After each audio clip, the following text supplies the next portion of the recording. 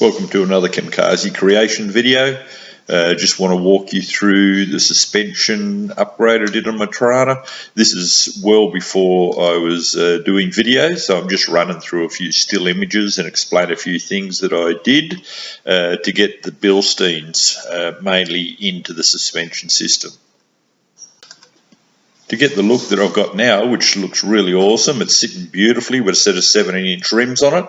I've used heavy duty super low king springs all round and a set of Bilstein Shockies all round.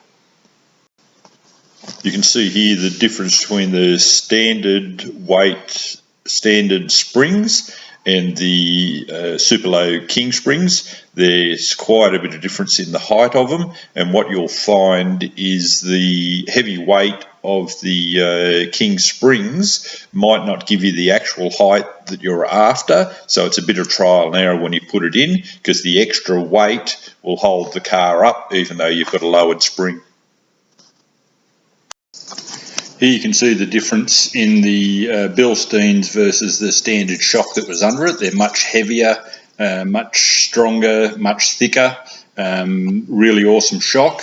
There seems to be either these or the Konis that people seem to prefer. I've always gone with Bilsteins. They're my shock of choice, and I've run them in a lot of cars, and I've done them in a Torana build before. The front shock is actually the same as out of HQ, and that's probably what you'd have to order because they don't make the one for the Torana, funnily enough.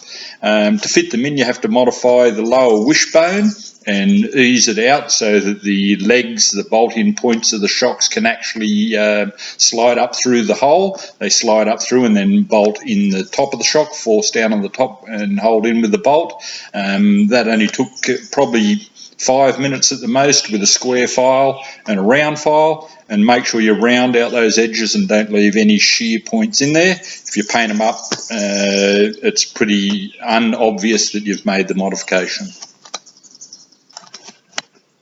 Anyway, once you've got it jacked up, make sure you put some blocks under it. Don't rely just on the jack by itself, and get into it. Pull it all apart. While I had it apart doing this, I took the opportunity to clean everything up because all my ball joint boots had broken and there was grease everywhere. So I replaced all the control arm bushes, just used the standard rubber bushes, and all the ball joints and tie rod ends, replaced them, cleaned everything up and put it back together.